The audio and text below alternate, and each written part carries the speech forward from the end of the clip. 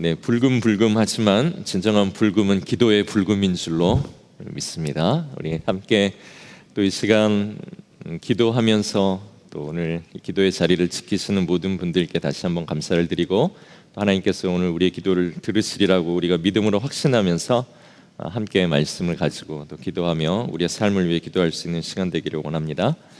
이 시간 우리 하나님의 말씀 함께 보겠습니다. 룻기 2장 5절에서 12절까지 말씀입니다.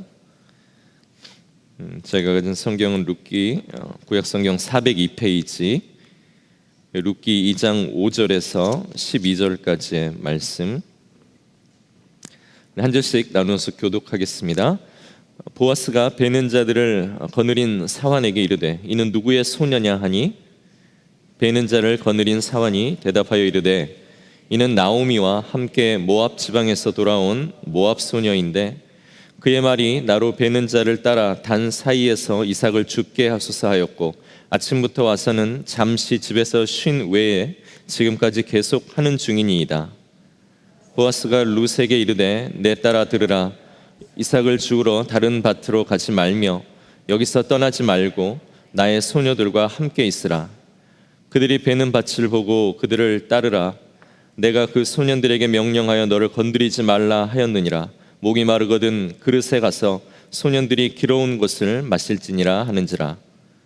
룻이 엎드려 얼굴을 땅에 대고 절하며 그에게 이르되 나는 이방 여인이거늘 당신이 어찌하여 내게 은혜를 베푸시며 나를 돌보시나이까 하니, 보아스가 그에게 대답하여 이르되 네 남편이 죽은 후로 네가 시어머니에게 행한 모든 것과 네 부모와 고국을 떠나 전에 알지 못하던 백성에게로 온 일이 내게 분명히 알려졌느니라. 여호와께서 내게 행한 일에 보답하시기를 원하며 이스라엘의 하나님 여호와께서 그의 날개 아래에 보호를 받으러 온 내게 온전한 상 주시기를 원하노라 하는지라. 네, 아멘. 여기까지죠? 네. 네. 저희들이 금요 기도회에 계속 룻기 말씀을 보고 있습니다. 우리가 지난 시간 1장에서는 베들레헴에서 이제 이방 땅 모압 땅으로 가서 살게 된 이 나오미의 가족사를 우리가 1장에서 보게 됐습니다. 모압 땅에 가서 정착을 해서 그곳에서 행복을 누리며 잘 살아갈 줄 알았는데 그곳에서 나오미는 남편과 두 아들 모두를 잃게 됩니다.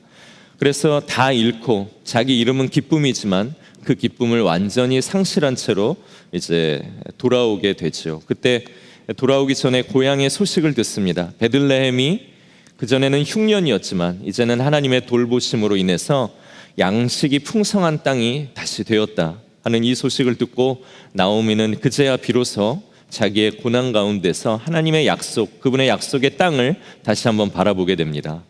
그리고 어차피 죽게 된 거 은혜의 땅에 가서 죽자 하는 심정으로 이 고향으로 돌아가기를 결심하게 되죠.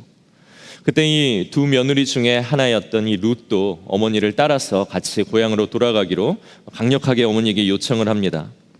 그러나 이 나오미는 이방 여인이 유대인 민족 안에서 살아간다는 것이 얼마나 힘들고 또 위험한 고난 속으로 들어가는 것인가를 너무나도 잘 알았기 때문에 이 나오미를 말렸습니다. 그러나 결국 이 두 여인은 함께 베들레헴으로 돌아오게 되고, 그 베들레헴으로 돌아오게 된 그 시기가 바로 보리를 추수하는 시기였다 하는 것이 1장 전체의 내용입니다.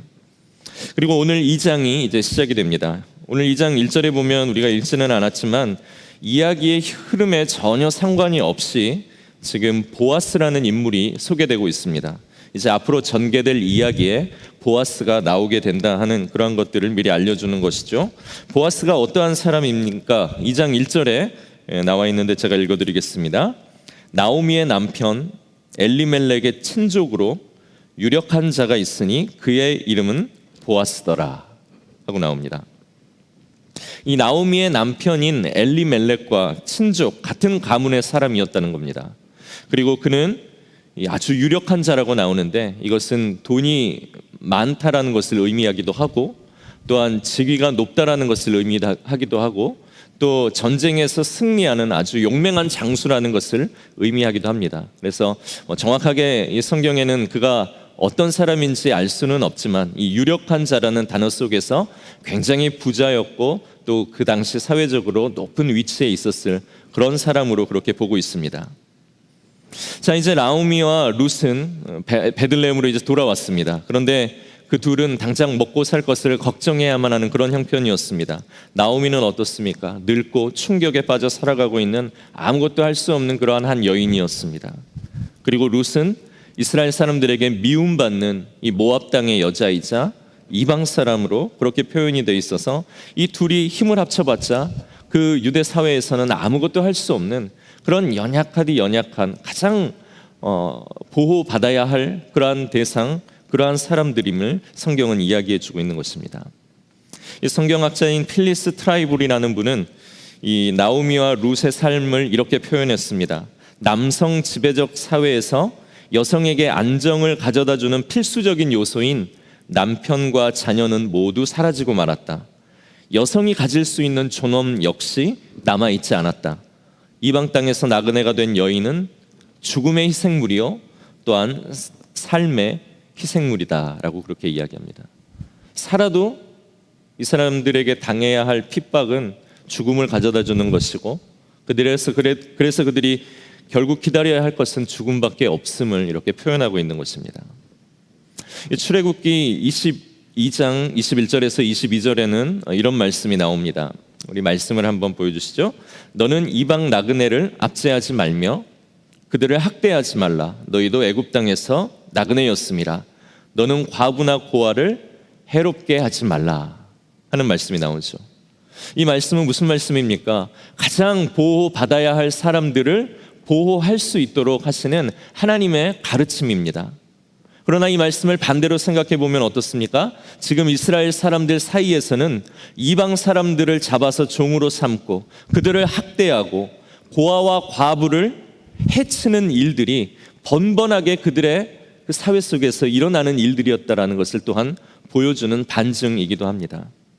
하나님께서는 약한 자들의 탄식에 귀를 기울이시는 분이십니다. 그리고 하나님의 백성들도 그렇게 하나님처럼 약한 자들의 탄식에 귀를 기울이며 살아가기를 우리 하나님은 원하십니다. 그래서 하나님께서는 구체적으로 그분의 백성들이 어떻게 살아야 할지를 또한 말씀을 통해서 알려주셨는데 그것이 레위기 19장 9절에서 10절 말씀에 보면 나옵니다. 함께 읽겠습니다. 시작. 너희가 너희의 땅에서 곡식을 거둘 때에 너는 밭 모퉁이까지 다 거두지 말고 내 떨어진 이삭도 줍지 말며 내 포도원의 열매를 다 따지 말며 내 포도원에 떨어진 열매도 줍지 말고 가난한 사람과 거류민을 위하여 버려두라. 나는 너희의 하나님 여호와니라. 추수를 할 때 모든 것들을 다 그냥 쓸어버리지 말고 다 가져오지 말고 밭 모퉁이에 있는 부분들을 남겨두라는 것입니다. 그리고 곡식을 벨 때에 배다가 조금 흘리는 것들도 다 주워오지 말고 그것을 땅에 그대로 남겨두라라고 그렇게 하나님은 말씀하고 계십니다. 왜냐하면 가난한 자들이 소작할 땅이 없고 얻어먹을 양식이 없을 때 그 땅에 와서 남겨진 것들을 주워가면서 그들의 생명을 연명할 수 있도록 하나님께서 약자들을 배려하고 보호하는 차원에서 이러한 법을 그 사회 가운데 주신 것입니다. 왜요? 하나님께서 이스라엘에게 먼저 그렇게 하셨기 때문에 그렇습니다. 너희들이 먼저 그러한 은혜를 하나님으로부터 받았기 때문에 이런 배려와 은혜를 통해서 너희들이 하나님으로부터 은혜 받은 자임을 인식하고 또한 이러한 삶을 살아가면서 너희를 통해 하나님의 약속과 그분이 이루시려고 하는 그 나라가 어떠한 모습인가를 이 땅 가운데서 만들어가면서 살 수 있는 방법이 되기 때문에 이러한 방식으로 살아갈 것을 하나님은 명령하신 것입니다. 오늘 룻은 당장 먹을 끼니를 해결해야 해서 시어머니에게 이제 허락을 얻고 무작정 추수하는 밭으로 이제 나가게 됩니다. 그래서 추수가 한창인 밭으로 가서 허락을 받고 룻은 거기서 열심히 이제 떨어진 이삭을 주었습니다. 그런데 룻이 우연히 가게 된 그 밭이 바로 누구의 밭이었습니까? 보아스의 밭이었습니다. 그런데 또 마침 우연히 보아스가 자기 밭을 방문하게 된 것입니다. 그래서 보아스는 거기서 이삭을 줍고 있는 이 룻을 발견하게 되는 것이죠. 그래서 룻이 이삭을 줍고 있는 것을 보아스. 그래서 보아스가 아닌가라는 생각이 든다는 것입니다. 예, 마음껏 비웃으셔도 됩니다. 금요일은 이게 보니까 되게 좀 피곤하시고 졸리셔서 어떻게 해서든지 저도 좀 뭔가를 해야 될 것 같습니다. 이 보아스는 자기 일꾼 루세게 그 사람에게 루세에 대해서 듣게 되죠. 그녀가 이삭을 죽게 해달라고 막 아침부터 와서 간청을 하는데 그렇게 하라고 허락을 해줬더니 잠시 쉬는 시간을 빼고는 저렇게 아침부터 열심히 성실하게 이삭을 줍고 있습니다 하고 그렇게 이 사환이 이 보아스에게 알려주었습니다. 이 말을 들은 보아스는 루세에게 다가가죠. 그리고 말합니다. 세 가지를 이야기하죠. 첫째, 다른 밭에 가지 말고 여기서 이삭을 주어라. 그리고 두 번째, 여기 있는 여자 일꾼들과 함께 같이 있어라. 그리고 세 번째, 남자들에게 너를 건드리지 못하게 했으니 안심하고 네가 필요하면 물도 마시고 해라 하면서 보아스는 자기의 밭에서 얻을 수 있는 모든 소산물 중에 아주 극히 작은 일부분이었지만 그것을 남겨두고 그것을 룻이 가져갈 수 있도록 그리고 룻에게 필요한 안전과 필요 모든 것들을 얻도록 해주었습니다. 그러자 이러한 배려를 받은 룻은 보아스의 배려에 엎드려서 이렇게 말합니다. 오늘 본문에 나온 10절의 말씀인데요. 10절 말씀을 보겠습니다. 룻이 엎드려 얼굴을 땅에 대고 절하며 그에게 이르되 나는 이방 여인이거늘 당신이 어찌하여 내게 은혜를 베푸시며 나를 돌보시니까 하니 나는 유대인들이 상종하지도 않는 그러한 모압 이방 사람이고 내가 죽어도 아무도 나를 존중하지 못할 만한 그러한 여자일 뿐인데 어떻게 해서 내게 이러한 은혜를 베푸십니까? 하고 오늘 룻이 보아스에게 감탄하며 그의 사랑과 헌신을 이렇게 표현하고 있습니다. 그때 보아스가 왜 그렇게 하는지 그녀에게 대답을 해주는데 그것이 11절 말씀입니다. 보아스가 그에게 대답하여 이르되 네 남편이 죽은 후로 네가 시어머니에게 행한 모든 것과 내 부모와 고국을 떠나 전에 알지 못하던 백성에게로 온 일이 내게 분명히 알려졌느니라. 그리고 12절에 계속 이어서 보아스가 말합니다.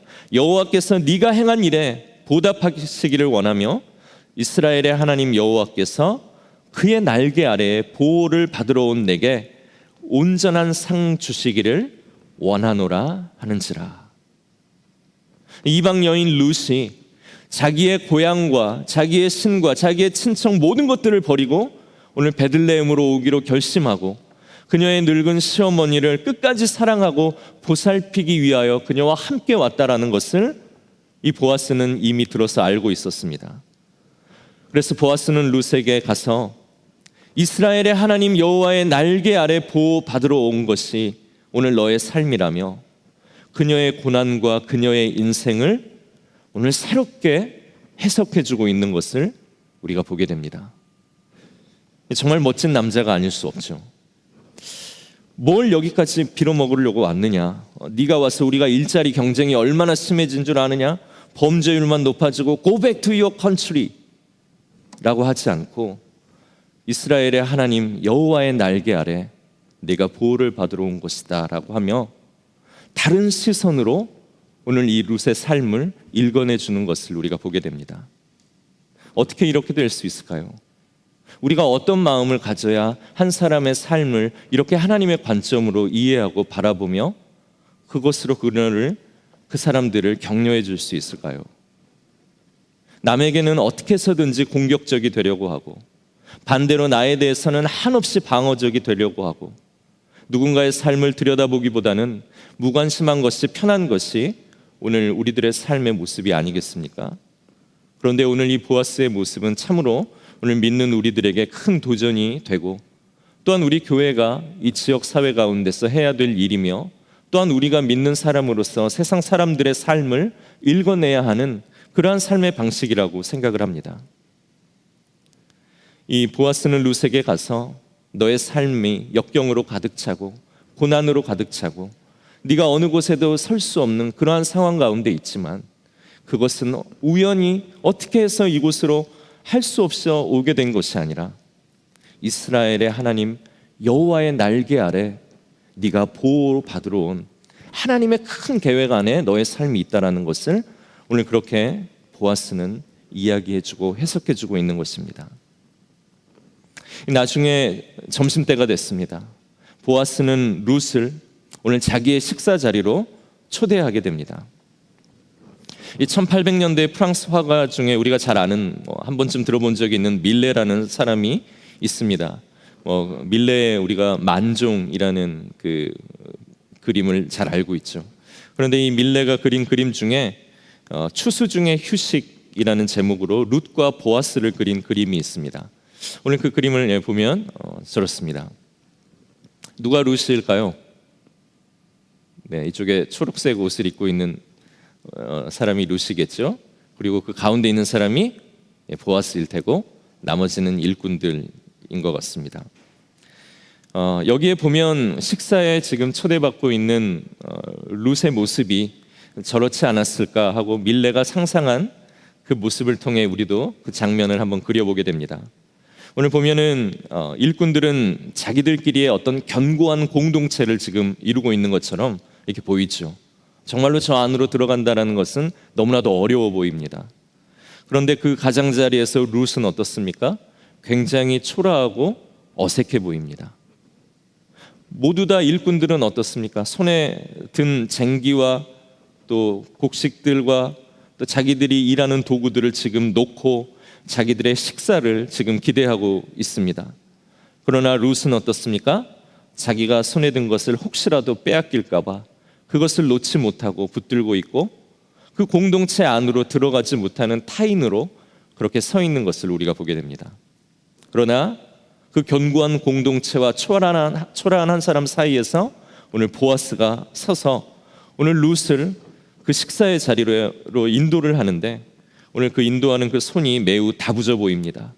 그리고 표정은 정확하게 읽혀지진 않지만 그의 다문 입술에 아주 의연함이 있어서 반드시 룻을 이 식사에 초대하겠다라는 그런 보아스의 강한 의지가 보이는 것이 오늘 저 그림입니다.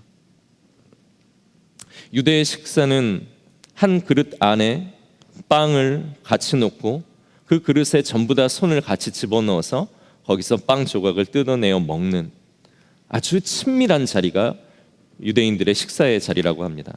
그래서 성경은 아주 자주 식사에 초대하고 있는 그러한 장면들을 우리에게 보여주죠. 그리고 예수님이 죄인의 집에 가셔서 식사를 하신 것을 늘 강조하고 있습니다.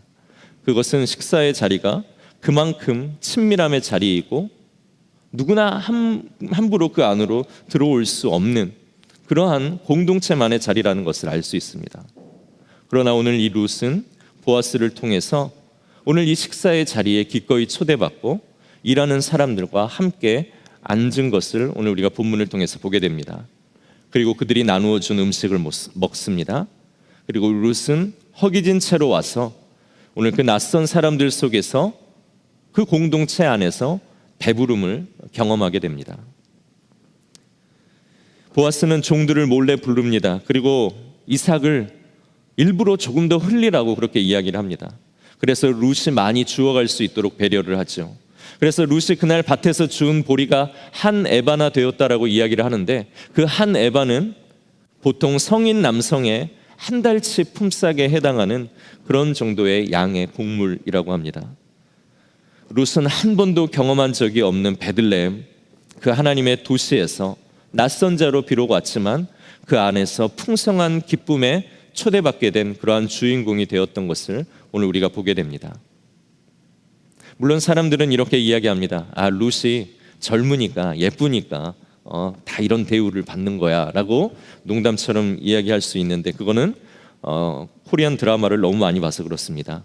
재벌 2세가 말단 여직원을 좋아하는 그런 로맨스가 많이 있죠. 그러나 그 질문에 대해서는 우리가 이렇게 답할 수 있겠습니다. 하나님은 우리가 젊고 예뻐서 그분의 식탁에 우리를 부르셨을까요? 하나님은 우리가 젊고 예뻐서 그분의 은혜를 날마다 우리 삶에 더 흘려주시는 걸까요? 모든 것이 하나님의 긍휼 때문에 그렇습니다. 한 사람을 향해 가지고 계시는 그 안타깝고 애타는 마음, 정말로 내가 사랑하는 한 자녀가 저렇게 살 수 있는 그러한 사람이 아닌데 하며 그에게로 찾아와 다가와 주시고 그에게 은혜를 흘려 그로 하여금 그 은혜를 거두게 하시는 그 하나님의 긍휼하심이 있었기 때문에 오늘 우리가 하나님의 식탁에 초대받고 그분의 공동체로 들어가게 된 것입니다. 마찬가지로 보아스가 룻에게 각별한 마음을 가졌던 것은 세상이 이야기하는 어떤 흑심을 품었기 때문이 아니라 정말로 한 사람을 향한 하나님의 마음으로 사람을 바라볼 줄 아는 그런 그 사람의 간절한 긍휼 때문에 오늘 이 룻이 하나님의 풍성함을 보아스를 통해서 얻게 된 것입니다. 오늘 우리는 이 말씀에서 하나님의 환대를 보아스를 통해 경험하게 되고 또 생각해 보게 됩니다. 룻의 세상에 찾아온 보아스는 그녀의 아픈 삶, 상처난 이야기를 새롭게 해석해 줍니다. 너 어쩔 수 없이 이 땅에 왔다고 생각하겠지만 이스라엘 하나님 여호와 그분의 날개 아래 보호받으러 네가 오게 된 거야. 하나님이 너에게 온전한 상을 주실 거야 하고 그녀의 삶에 깃들어 있는 그 하나님의 신실한 사랑, 하나님의 끈질긴 사랑으로 네가 초대되었다라는 것을 오늘 보아스는 그녀에게 해석해 줍니다. 그리고 그 하나님의 온전한 상이 공물을 줍고 또 편의를 봐주는 그러한 것이 전부는 아니겠지만 보아스는 자기가 할 수 있는 것으로 그녀에게 베풀면서 그녀에게 앞으로 다가올 또한 그녀를 위해 가지고 계시는 하나님의 계획과 그분의 온전한 상이 얼마나 좋은 것인가 하는 것을 맛보기로 경험할 수 있게 해주고 그녀로 하여금 하나님을 기대할 수 있게 만들어준 사람이 되었다라는 것입니다. 여러분, 우리가 하나님으로부터 이 사랑을 받았습니다. 하나님의 존재를 알게 된 것, 그분이 나를 창조하셨다라는 것, 그리고 창조하신 나를 오늘도 하나님이 신실하게 끈질기게 사랑으로 인도하신다라는 것, 그래서 사랑하는 나를 위해 예수 그리스도를 십자가에 보내주시고 나를 위해 대신 죽게 하시고 나를 구원해 주신 것, 모든 것이 룻의 세상에 살았던 우리에게 보여주신 하나님의 은혜이고 환대였습니다. 그래서 우리도 하나님 앞에 할 수 있는 말은 룻처럼 나는 죄인이거늘 당신이 어찌하여 내게 은혜를 베푸시며 나를 돌보시나이까 라는 이 한마디 말밖에는 할 수 없는 것입니다. 우리는 이 은혜와 사랑을 하나님께로부터 받았습니다. 보아스와 같은 그런 하나님의 환대가 오늘 우리에게 은혜로 베풀어졌습니다. 그래서 하나님의 은혜와 사랑을 받은 우리에게 하나님께서 요구하시는 것은 그럼 이제 무엇일까요? 그것은 룻의 세상에 사는 이들에게 보아스가 되라라는 것입니다. 교회는 룻의 세상에 있는 이들을 맞아들이는 보아스의 밭과 같은 그러한 장소라는 생각이 듭니다.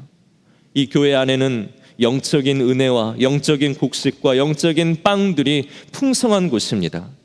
우리는 모두가 보아스가 되어서 룻의 세상에서 살다 온 이들에게 환대를 베풀고 그들이 가지고 있는 고난과 낙심, 삶의 성공이라는 그 갈증을 우리가 보면서 너희들이 그것들을 이루기 위해서 이곳을 찾은 것이 아니라 정말로 우연히 어떻게 해서 이곳에 온 것이 아니라 하나님의 날개 아래 살아가는 그 삶의 은혜를 하나님께서 너희에게 경험하게 해주시기 위하여 너희를 특별한 하나님의 계획 가운데서 이곳으로 불렀다라는 것을 말해주고 그들의 삶을 해석해 줄 수 있는 그러한 역할들을 우리는 해야 하는 것입니다. 그 일을 위해서 오늘 우리가 모였고 교회가 존재하는 것이고 하나님은 교회에 사람을 보내주고 계시는 것입니다. 그런데 오늘 우리 교회는 어떻습니까? 제가 우리 교회에 와서 참 들은 말 중에 신기한 말이 하나가 있습니다. 그건 뭐냐면 목사님, 우리는 서로를 잘 몰라요. 우리는 서로를 잘 몰라요. 이것은 10,000명 되는 교회에서 나오는 말입니다. 그래서 우리 교회가 지금 10,000명이 되기 위한 준비를 벌써부터 잘하고 있구나라는 그러한 생각도 들기는 합니다. 그러나 절대 교회에서는 나와서는 안 될 말이죠. 큰 교회가 좋습니까? 중간 사이즈 교회가 좋습니까? 작은 교회가 좋은 것입니까? 아닙니다. 따뜻한 교회가 좋은 곳입니다. 모두가 서로를 잘 알고 모두가 서로를 사랑하고 정말로 우리가 서로를 격려하면서 네가 우연히 우리 교회에 온 것이 아니라 하나님의 그 은혜의 날개 아래 보호받기 위하여 하나님께서 오늘 너를 여기에 오게 하셨고 너의 삶에 가지고 계시는 하나님의 놀라운 계획들이 있으니 우리가 그것들을 이루어 가보자라고 함께 서로를 격려할 수 있는 하나의 공동체가 되는 삶. 누구도 오늘 밀레의 그림에서처럼 루처럼 그 가장자리에 서서 이 공동체 안으로 들어오지 못하여서 안타까워하고 가슴 아파하고 낯설어하는 그러한 사람이 생기지 않는 그러한 하나의 공동체가 되는 그러한 꿈, 그것이 우리가 오늘 이 룻기에서 배워야 하는 모습이 아닐까요? 그래서 누구나 오늘 이 교회 주차장에만 들어와도 정말로 하나님의 따뜻함이 느껴지고, 오늘 어느 오이코스나 어느 예배나 어느 모임에 가더라도 오늘 누군가가 보아스가 되어서 그 낯선 자를 그 공동체 중심 안으로 끌어들여서 하나님의 따뜻함과 사랑이 무엇인가를 보여주고 연결시켜 줄 수 있는 그러한 삶의 모습, 그러한 것들을 하기 위하여 오늘 우리를 교회로 부르신 것이 아니겠습니까? 그래서 여기에서 잘 훈련된 우리가 이제는 세상으로 나아가서 하나님께서 우리에게 그 일 하라고 주신 직장과 사업을 통해서 오늘 그곳에서 하나님에게 낯설어 하는 이들을 하나님께로 인도할 수 있는 그 굳건한 팔, 그 굳건한 담은 입술, 그 보아스에게 풍기는 그러한 강인함을 가지고 오늘 모든 영혼들을 주님께로 인도할 수 있는 그런 보아스와 같은 삶을 살도록 오늘 우리를 부르셨다라고 믿습니다. 그 일 하는 것이 우리 교회가 비전으로 가지고 있는 선교적 교회인 것입니다. 선교적 교회는 선교를 많이 하고 어떻게 해서든지 선교지를 늘려가는 것이 선교적 교회가 아닙니다. 그것은 선교적 교회를 아주 잘못 알고 있는 것입니다. 선교적 교회는 교회의 본질을 찾는 운동이 선교적 교회입니다. 선교사를 많이 보냈지만 결국 그 땅이 선교지로 변해버린 영국에서 이제는 이 교회가 가지고 있는 문제점들을 우리가 직면하자, 어떻게 해서든지 이 땅이 선교지로 변한 이러한 현실들을 교회가 다시 한번 본질을 찾아 회복함으로 다시 한번 살아나자고 일어난 것이 선교적 교회 무브먼트입니다. 그래서 우리가 해야 하는 것은 정말로 이 교회 안에서 한 사람도 이 교회를 낯설어하는 사람이 없도록 여러분들 각자가 보아스가 되셔야 하고, 또한 우리가 세상으로 나아가서는 세상 가운데서 하나님을 낯설어하는 자들을 위해 그 중간에 보아스의 역할들을 감당하는 것, 룻의 세상에서 보아스로 살아가는 그 역할을 위해 오늘 우리를 부르시고 그 사역을 오늘 이 교회 안에서 먼저 하게 하시고 세상 가운데서 또한 그 일을 하게 하시는 것이라는 겁니다. 어떻게 해야 될까요? 보아스처럼 부자만이 그 일을 할 수 있을까요? 그것은 아닐 겁니다. 자기 옆에 앉게 하고 자기 떡그릇에 같이 손을 넣어서 먹게 하고 일부러 내가 가지고 또 내가 얻을 수 있는 것이지만 조금이라도 흘릴 줄 알아서 내가 흘린 그것을 필요한 사람들이 가져갈 수 있게 만드는 일, 그것은 매우 평범한 것이어서 우리가 조금만 고민하면 또한 해낼 수 있는 일이기도 합니다. 오늘 말씀의 제목이 룻의 세상에서 보아스로입니다. 룻의 세상에서 보아스가 보이는 환대를 베풀 때에 그것이 바로 하나님의 복으로 살아가는 삶의 모습이고 선교적 교회의 방향이라는 것을 우리가 꼭 기억했으면 좋겠습니다. 그 일을 위해서 우리가 가장 먼저 해야 할 것은 무엇일까요? 우리 인생의 보아스로 찾아오신 하나님을 늘 감사하고 그분이 나에게 베푸신 은혜와 긍휼이 무엇인가를 늘 노래할 수 있는 사람들 돼야 됩니다. 그래서 그러한 마음과 그러한 찬양과 그러한 기도를 가진 나에게 하나님께서 내신 그 물길을 내가 따라 흘러가면서 이 사명 가지고 세상으로 흘러가고 가정으로 흘러가고 교회로 흘러가고 필요한 곳으로 흘러가는 것입니다. 그러나 이 삶에는 용기가 필요합니다. 왜냐하면 우리가 가진 물질적인 것들을 나눠야 하고 감정적인 것들을 우리가 헌신해야 하고 우리의 시간 같은 소중한 것들을 소비해야 되는 것이기 때문에, 그래서 용기가 필요하고 용기가 필요하기 때문에 기도가 필요한 것입니다.